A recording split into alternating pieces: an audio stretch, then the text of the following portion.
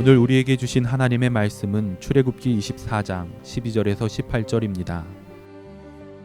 여호와께서 모세에게 이르시되 너는 산에 올라 내게로 와서 거기 있으라.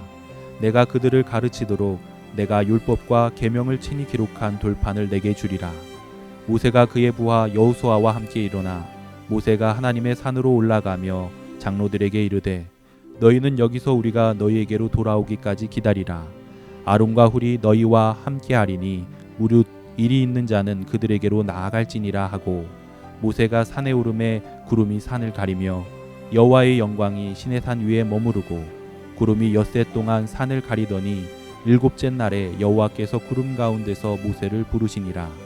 산 위에 여호와의 영광이 이스라엘 자손의 눈에 맹렬한 불같이 보였고, 모세는 구름 속으로 들어가서 산 위에 올랐으며 모세가 40일 40야를 산에 있으니라. 오늘 우리에게 주신 하나님의 말씀입니다.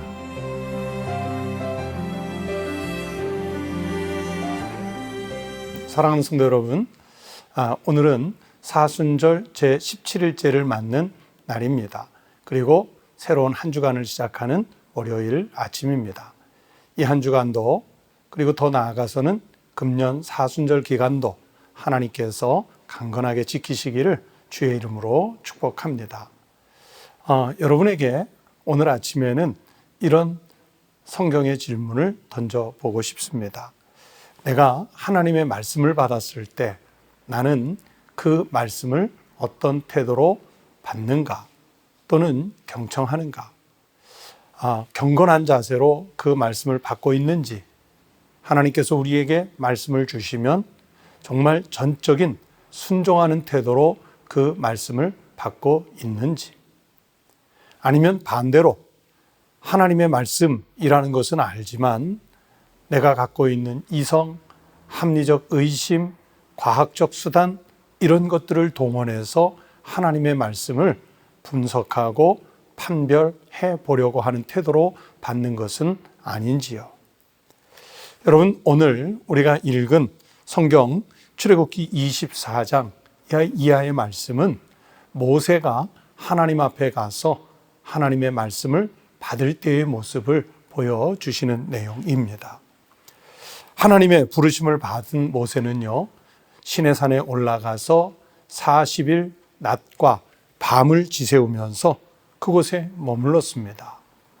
단지 십계명 돌판만을 받기 위해서 올라갔던 것이 아니라 출애굽기 20장부터 31장까지에 이르는 긴 계명을 받기 위해서 그렇게 오랜 시간 시내산에 올라가 있었던 것입니다. 오늘 본문이 시작하는 12절 말씀을 보시면 그 상황을 이렇게 말씀하고 있습니다. 여호와께서 모세에게 이르시되 너는 산에 올라 내게로 와서 거기 있으라. 네가 그들을 가르치도록 내가 율법과 계명을 친히 기록한 돌판을 내게 주리라. 그렇게 말씀하셨습니다. 그렇게 하나님께서 주시는 긴 말씀, 계명을 받기 위해서 모세는 시내산에 머물렀던 것입니다. 하나님을 대하는 그 자세에 대한 계명, 도덕적인 계명, 또 성막과 성소에 대한 계명, 안식년에 관한 계명, 제사장에 대한 계명, 그리고 각 직분에 대한 계명 등 그 수를 헤아리기 어려운 많은 계명들을 하나님께서 그 기간 동안에 모세에게 말씀해 주셨습니다. 어쩌면 그 많은 계명을 받기에 40일이라는 기간은 짧은 기간이었을는지도 모르겠습니다.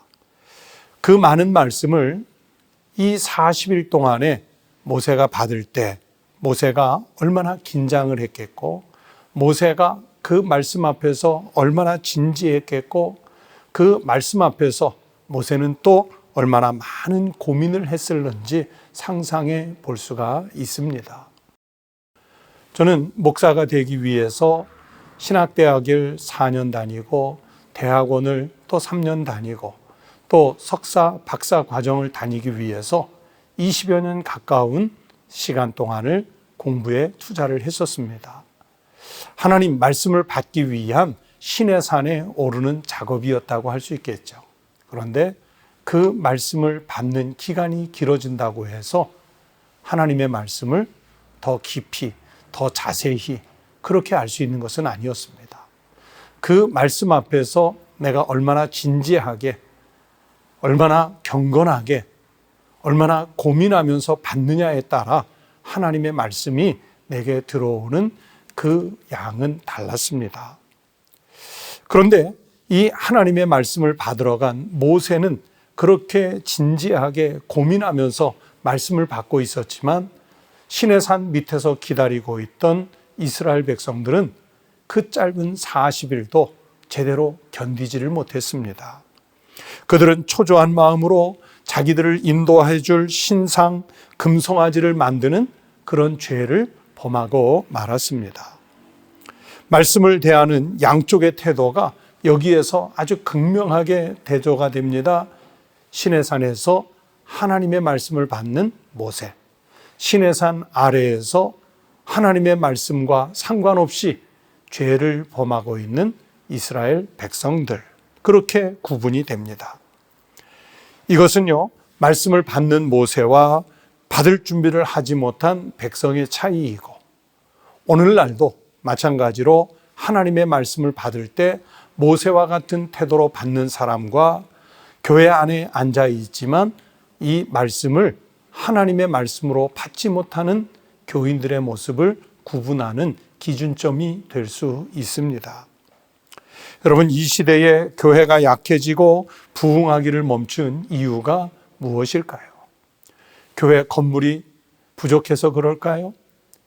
아니면 목회자들의 신학적 소양이 부족해서 그럴까요? 아니면 교회의 세상과 비교한 그런 문화적 프로그램들이 약화가 되어서 그럴까요? 아닙니다. 말씀이 선포되는 기간이 짧아서 교회가 약화가 되고 부흥이 멈추었을까요? 아닙니다. 혹시 말씀이 하나님께서 우리에게 주셨음에도 불구하고 그 말씀을 받는 우리의 태도에 문제가 있어서 아니겠습니까?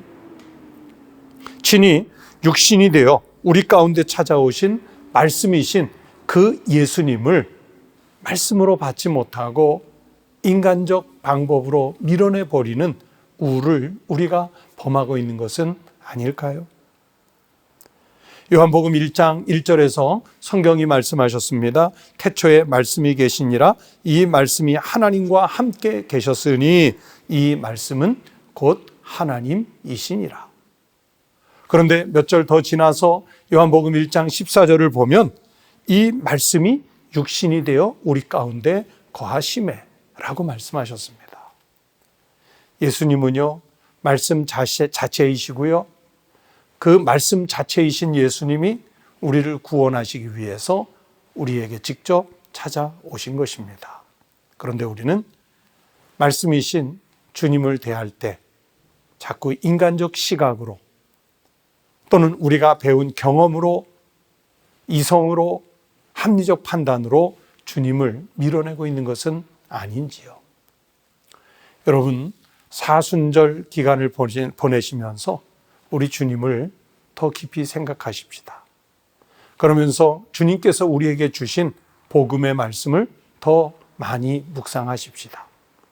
그리고 성경을 통해서 기록된 말씀으로 우리에게 들려주시는 그 말씀에 우리의 영안을 열어드리십시다. 그리고 강단에서 선포되는 말씀에 귀를 기울여서 경청하십시다. 이 말씀을 믿고 모세처럼 진지하게 믿음으로 받는 백성들에게는 하나님께서 다시 살 수 있는 생명의 길을 우리에게 주실 줄로 믿습니다. 금년 사순절이 하나님의 말씀을 가슴으로 받는, 그리고 영으로 받는 믿음의 절기가 되실 수 있기를 우리 주님의 이름으로 축복합니다. 기도하겠습니다. 말씀이 육신이 되어 우리 가운데 찾아오신 주님, 우리가 시내산에 올라 하나님의 말씀을 진지하게 경청하고 그 말씀을 받아 믿음으로 이스라엘 백성들을 인도했던 모세처럼 우리도 하나님의 말씀을 예수 그리스도를 통해 받았으니 우리의 삶의 자리에서, 우리의 신앙의 자리에서, 우리가 살아가는 모든 현장 속에서 하나님의 말씀에 순종하여 살아갈 수 있는 주의 종들이 되게 하여 주시옵소서. 때로는 그 말씀을 약화시키기 위해 우리로 하여금 말씀에 믿음을 잃어버리도록 유혹하는 많은 것들이 있으나, 하나님, 우리 심령 속에 주님이 십자가를 통해 주신 그 말씀 잘 부여잡고 어떤 시험이나 유혹도 담대히 이겨낼 수 있는 하나님의 종들이 되게 하여 주시옵소서. 금년 사순절이 십자가를 통해 우리에게 주신 말씀이신 주님을 더 깊이 묵상할 수 있는 은혜의 때가 되게 하여 주시옵소서. 거룩하신 우리 주님 예수 그리스도의 이름으로 간절히 기도하옵나이다. 아멘. 여러분, 오늘 아침 같이 기도하시겠습니다.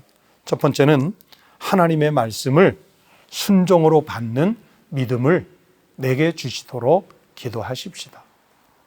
두 번째는 삶의 자리에서 하나님의 말씀을 실천할 수 있는 담대한 용기를 갖도록 하나님 앞에 기도하십시다. 세 번째는 하나님의 말씀이 고난당하는 자들에게 위로를 주시고 격려가 되실 수 있도록 또 기도하십시다. 네 번째는 코로나19 바이러스 전염병이 속히 끝나서 나라와 세계가 안정될 수 있도록 기도하시겠습니다. 다 함께 기도하겠습니다.